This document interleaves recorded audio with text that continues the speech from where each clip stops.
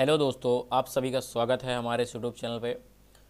दोस्तों, हम लोगों ने उधार में ख़रीदना, उधार में बेचना और पैसे कैसे पेमेंट किए जाते हैं किसी पार्टी को, किसी पार्टी से कैसे पेमेंट लेना होता है, ये सब चीज़ें हम लोग सीख चुके हैं। अब हम लोगों को सीखना है कि अकाउंटिंग फ़ीचर्स क्या होते हैं टैली में। तो टैली ERP 9 में जो अकाउंटिंग फ़ीचर्स होते हैं, फिर इन्वेंट्री फ़ीचर, फिर टैक्स, ये सारी जानकारी हम इसमें प्राप्त करेंगे। एक एक करके हम वीडियो देखते रहेंगे तो टैली हमारी कंप्लीट भी हो जाएगी और आपको आ भी जाएगा एक एक चीज़। तो इसलिए सबसे पहले हम लोग अकाउंटिंग फ़ीचर पढ़ेंगे, फिर इन्वेंट्री फ़ीचर्स पढ़ेंगे टैली में। तो सबसे पहले अकाउंटिंग फ़ीचर्स की बात करते हैं।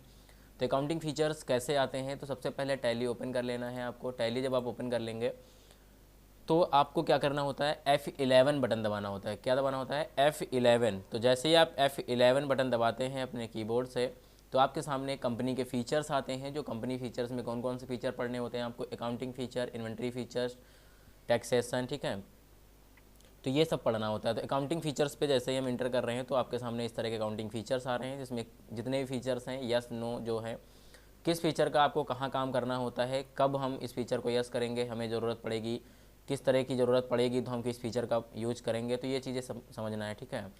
तो सबसे पहले जैसे मान लेते हैं हम अकाउंटिंग फ़ीचर्स पे, जब हम F11 दबाएँ तब यहाँ अकाउंटिंग फ़ीचर आया, तब हम उसके अंदर गए। तो हम डायरेक्टली ऐसे कर सकते हैं F11 प्लस F1, यानी F11 दबाएंगे, उसके बाद F1 दबाएंगे तो डायरेक्ट अकाउंटिंग फ़ीचर ही आपका आ जाएगा। तो यहाँ पर देखिए लिखा इनेबल मल्टी करेंसी, लिखा हुआ है इनेबल मल्टी करेंसी। आप इसे यस कर लीजिए। क्या करेंगे? आप इसे यस कर लीजिए। जैसे ही आप यस करते हैं और inter inter inter inter inter inter inter करके पूरा एक्सेप्ट करा देंगे, ठीक है, तो आपको देखने को मिलेगा कि यहाँ अकाउंट्स इन्फो जो आता था वहाँ पर लेजर आता था और यहाँ पर एक करेंसीज़ नाम का एक ऑप्शन आपको दिखने लगेगा। तो जो करेंसीज़ नाम का एक ऑप्शन दिखने लगेगा, इसका प्रयोग करेंगे, ठीक है। अब यहाँ प्रयोग कैसे करेंगे? इनेबल मल्टी करेंसी का मतलब ये हुआ हम एक से ज़्यादा करेंसीज़ यहाँ पर इनेबल कर सकते हैं, यानी आपको देखने को मिलेंगी। तो आप कहने का मतलब इसका प्रयोग करेंगे कब? करेंगे तब बेटा जब हम, जैसे मान लेते हैं हमारा भी इंडिया में व्यापार होता है तो यहाँ रुपए ही चलता है। किसी दूसरी कंट्री के साथ हम व्यापार करते हैं तो वहाँ पर आपको समझना ये है कि उस देश की दूसरी करेंसी हो सकती है, तो उस करेंसी के हिसाब से आप कितना लेन देन कैसे करेंगे, यानी रेट इंडिया का क्या होगा, उस देश का क्या करेंसी होगा। तो उस देश का $1, या मतलब जैसे मान लेते हैं कोई देश है उसमें डॉलर चलता है, तो उस देश का $1 यहाँ का कितना रुपये है, या यहाँ का किसी देश में दिनार चलता है, रियाल चलता है, तो ये सब चीज़ें हैं कि उसके रुपए यहाँ से चेंज कर लेंगे हम। तो कैसे करना है ये आपको समझना है। तो सबसे पहले करेंसीज़ पे आ जाना है, आपको क्रिएट कर लेना है। तो देखिए करेंसीज़ पे देखिए आपको शिफ्ट के साथ 4 नंबर जो आपका कीबोर्ड होता है उसमें डॉलर का साइन बना होता है, तो आप बना लेंगे। फॉर्मल नेम में आप डॉलर लिख देंगे, ठीक है, डॉलर लिख के आप इंटर करके एक्सेप्ट कर देंगे। आप यहाँ देखेंगे डिस्प्ले पे आपको 2 करेंसीज़ दिखाई पड़ेंगी और यहाँ पर अल्टर पे देखने को मिल जाएगा। अगर कोई गलत होता है, कुछ चेंज करना चाहते हो तो आप चेंज कर पाएंगे, ठीक है। इसी करेंसी के अंदर देखिए आपको एक ऑप्शन दिखाई देगा रेट्स ऑफ एक्सचेंज, यानी रेट जो है एक्सचेंज करना है आपको कि वहाँ $1 जो है कितने रुपए के बराबर है। तो यहाँ पर देखिए डॉलर लिखा हुआ है, तो स्टैंडर्ड रेट यहाँ पर कोई वैल्यू नहीं करता है, आप कुछ भी कोई भी नंबर आप फिल कर दीजिएगा यहाँ से। फिर यहाँ पर देखिए लिखा गया है सेलिंग रेट और ये लिखा गया है बाइंग रेट। तो ये सेलिंग रेट होता है। सेलिंग रेट में आप क्या कर सकते हैं?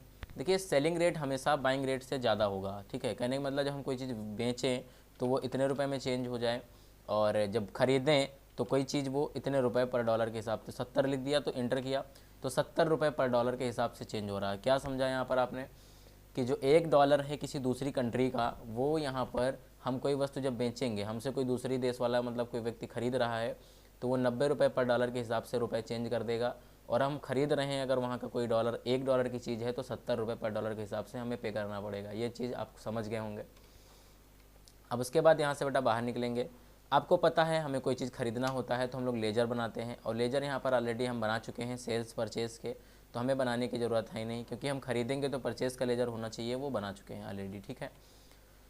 तो डायरेक्टली बेटा हम खरीद के दिखाते हैं, अकाउंटिंग वाउचर पे डायरेक्ट पहुँचेंगे और यहाँ पर F9 बटन दबाएंगे। क्या दबाएंगे? F9, क्योंकि हमें ख़रीदना है। तो F9 जैसे ही दबाएंगे तो यहाँ पर पार्टी नेम आएगा। तो पार्टी नेम अगर किसी हम पार्टी से ख़रीद रहे हैं तो वो पार्टी का नेम आप लेंगे। अगर हम डायरेक्ट कैश से ख़रीद रहे हैं तो आप यहाँ पर कैश लिख दें, ठीक है।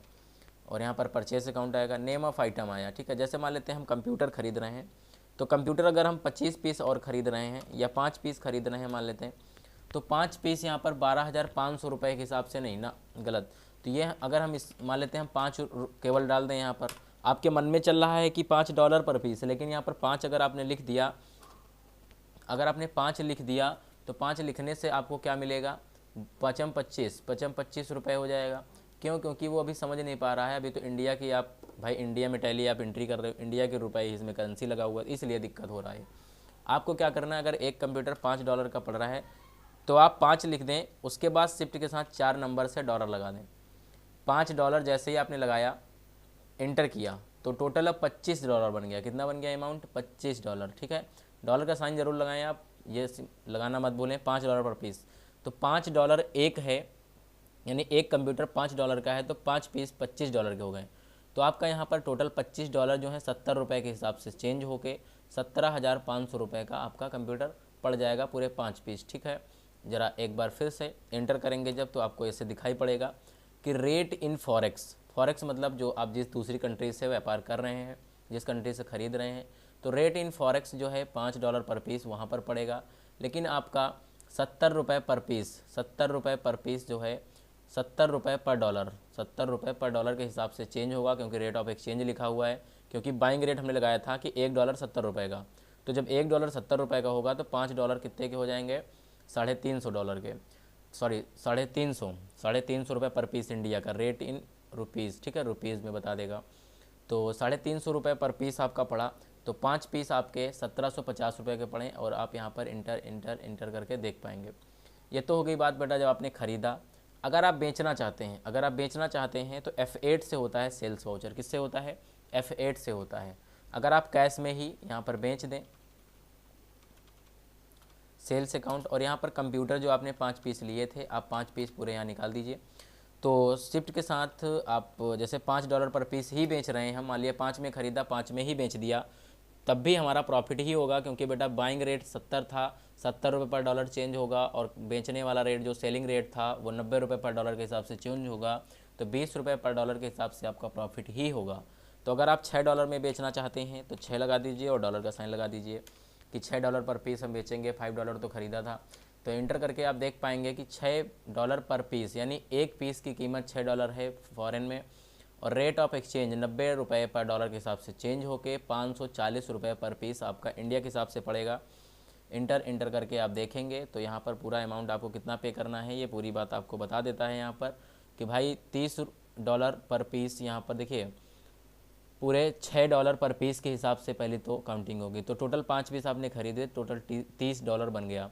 $30 जो बना है इसको 90 रुपये के हिसाब से चेंज किया जाएगा, तो आपका 2700 रुपये आपका बन जाएगा। ठीक है, कोई दिक्कत होनी नहीं चाहिए। तो दोस्तों आपने देखा कि इनेबल मल्टी करेंसी वाले फीचर्स का प्रयोग हम लोग किस तरह से करते हैं। तो दोस्तों आपको इतनी बात समझ में आ गई होगी। अगर वीडियो आपको अच्छी लगी हो तो लाइक कर दें, और दोस्तों में ज़्यादा से ज़्यादा शेयर भी कर दें अपने, और अगर चैनल पर नए हैं तो चैनल को सब्सक्राइब ज़रूर करें, और बेल आइकन भी प्रेस कर लें ताकि अगली वीडियो अपलोड हो तो नोटिफिकेशन आप तक पहुँचे सबसे पहले। धन्यवाद दोस्तों।